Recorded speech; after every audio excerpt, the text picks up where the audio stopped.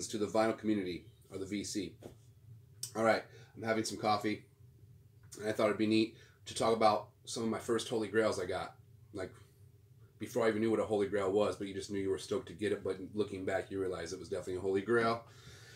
And it was probably what sparked it to, you know, it made you want to continue finding more good stuff. Now, I will tell you, when I was younger, I used to have this fear that I would find out every artist in music that was good, and you would hit a barrier. Okay, this literally was one of my fears, a better fear to have. And now, looking back, there is no way that could ever happen. I'm finding out about more music now than I ever have. Stuff that has already been released that I've never found, I'm just finding out about. New stuff is coming out at an abundance, like so many artists. And I hope people be like, oh, there's not good stuff still coming out. No, there's tons of good new stuff coming out as we speak. And then there's so much stuff that's out in the past. There's just so many rabbit holes you can go down, and you're never going to hit the barrier. And so anyways, that being said, I'm having some coffee. So if I get a little too excited, don't laugh at me. And I thought it's, you know, there was a bunch of, in my opinion, they're all Holy Grails.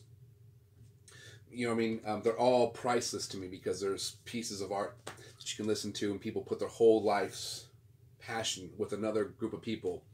So, in my opinion, vinyl is priceless. It is totally awesome. It sucks that sometimes certain records cost more, but that's just the name of the game. So, my very first record I can remember spinning really early on, Steve Martin.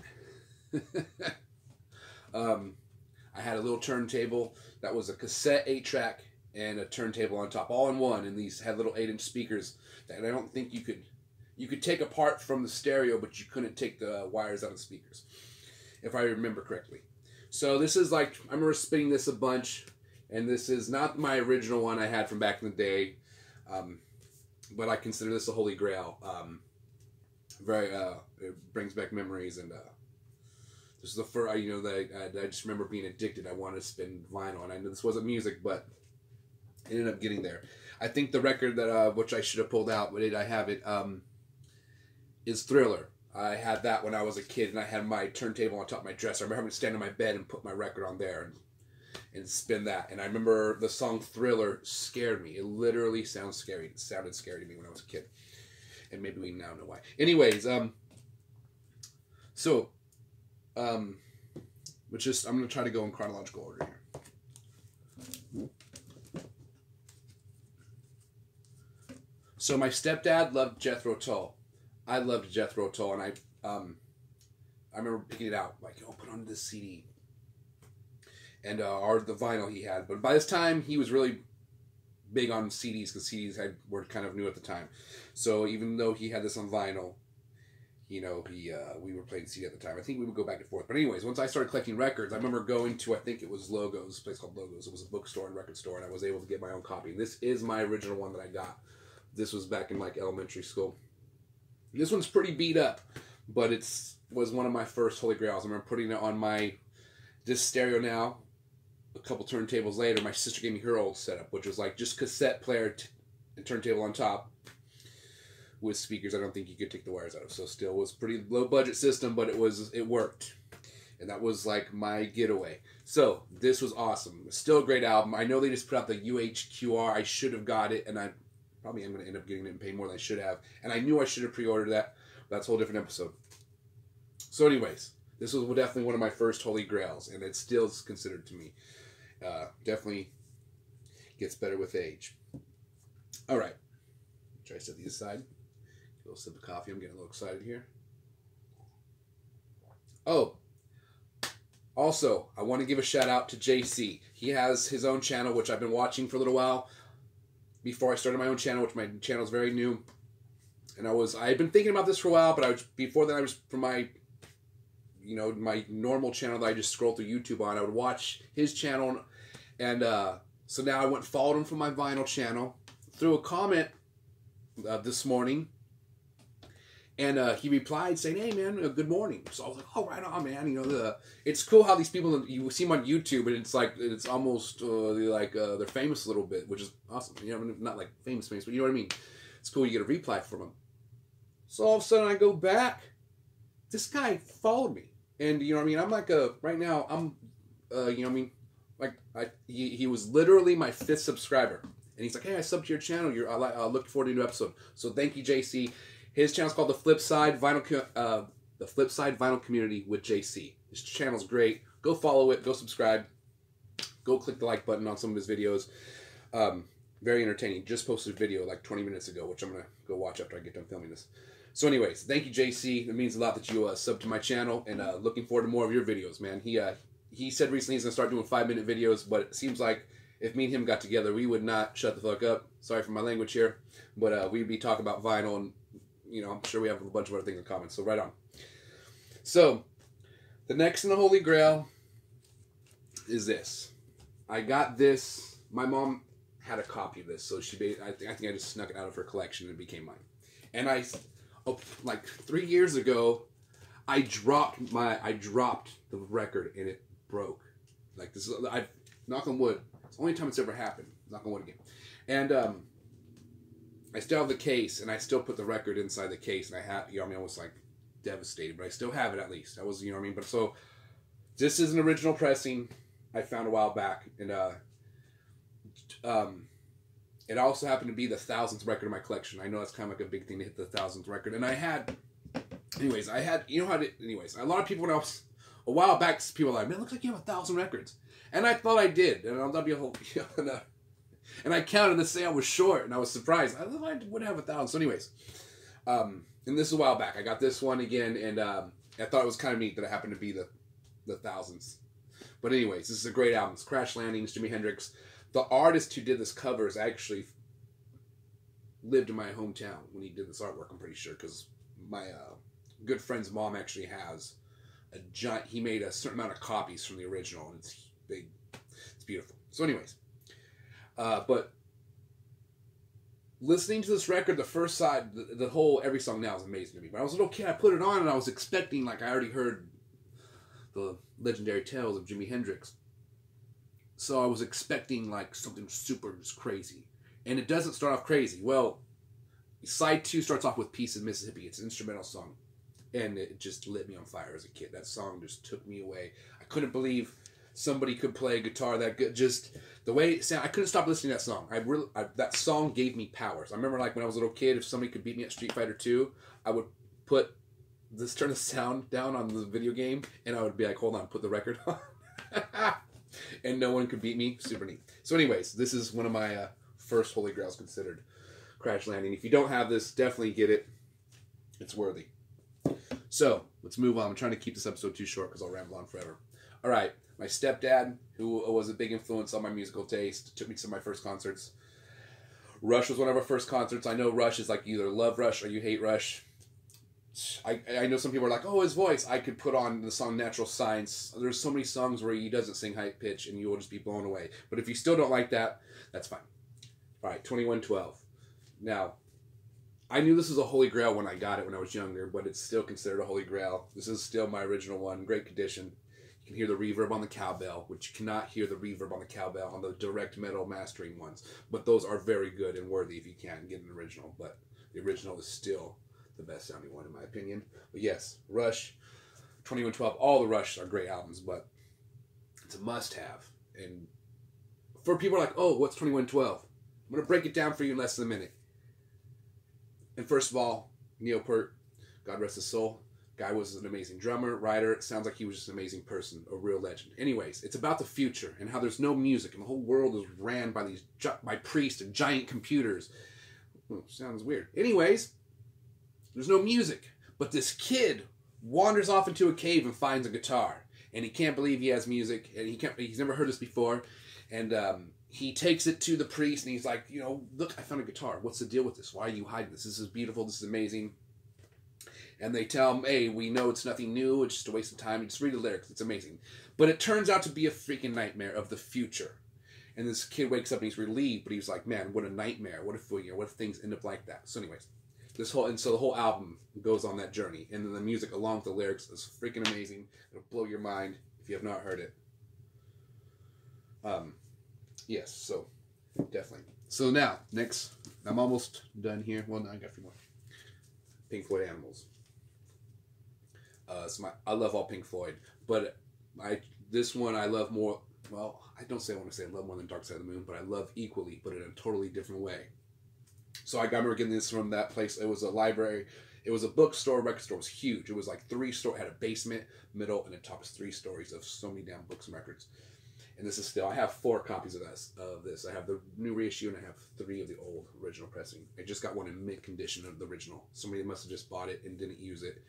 And I'm super happy I got it for a really great deal. So anyways, Pink Floyd Animals. Everybody knows about this, but if you don't, obviously, you got to get it. All right, Diary of a Madman, Ozzy Osbourne. Holy Grail. Got this back in the day. Supposedly, Randy Rhoads said they felt rushed recording this. Well, if that's the case, man, this album is amazing. And even the song Diary of a Madman is still to this day one of my favorite songs. And it's really weird because Ozzy Osbourne's lyrics are actually really good. So people like Black Sabbath lyrics are more about God than they are about the devil. Go read the lyrics. All right. Coffin Break.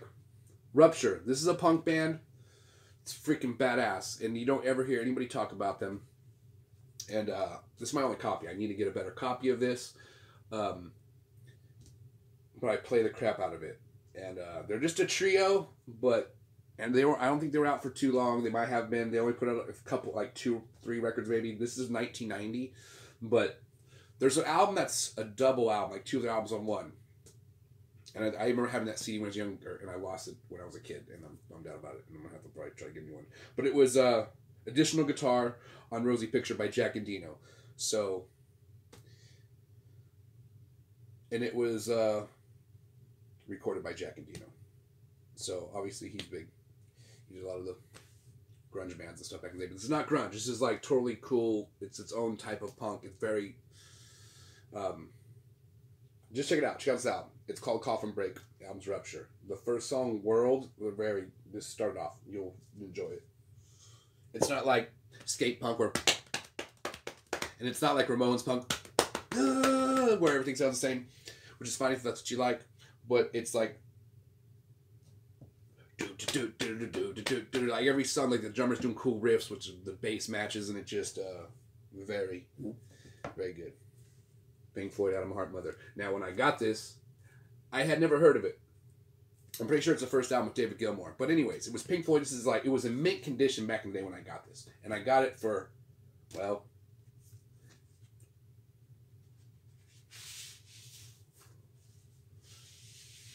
I got it for a really good deal, I remember back in the day. Probably for like $4. Because at the time, this wasn't a popular Pink Floyd album at all.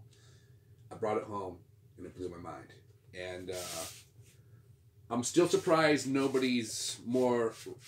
like rappers haven't got a hold of, and they might have by now gotten a hold of the music, because you can very good stuff to use for backing tracks for other types of styles of music. But this album is very different than any other Pink Floyd's like that. But this album is really good. Just crank it up, listen to it all the way through, and don't expect The Wall and don't expect Dark Side of the Moon, because then you will be totally let down probably. But it's always good to listen with no expectations. All right. Last but not least, this will be my last Holy Grail. So here's Johnny Winter.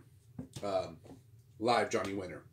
And I was so big into Hendrix, I thought no one could compare to Hendrix. And no one really can't compare to Hendrix. But I didn't think there was anybody that could just really play guitar that just tripped you out. Made you not want to think about school or anything else. Well, then I got this record by Johnny Winter. And I realized, like, man, there's a bunch of legends on guitar. You know what I mean? They're just all different, which is awesome. But it became my Holy Grail back in the day. I remember playing my friends. I'd be like, all right, you know what I mean? We all know Hendrix, the freaking our Lord and Savior.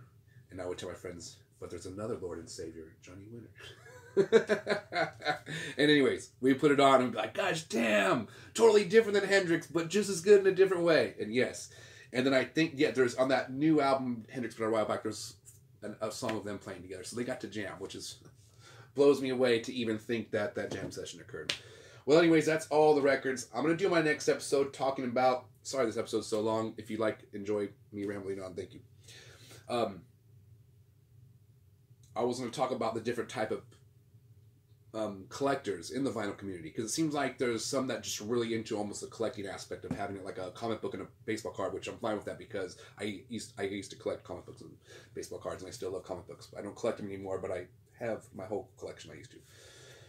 So, and then there's people that are just diehard, want to listen to it. They don't care if the damn cover's scratched or beat up. They, it's all about just having the record, and they don't care if the record's a little beat up. They'll spin the crap out of it. And then there's a little bit of everything. You know what I mean? Some people like to have records that are rare. They're just worth money.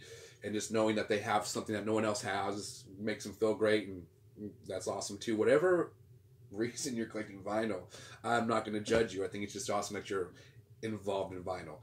For me, it was a listening thing at first. And it reminds me of my youth. And I'm going to do an episode about it. But then, every record I have, I play a bunch.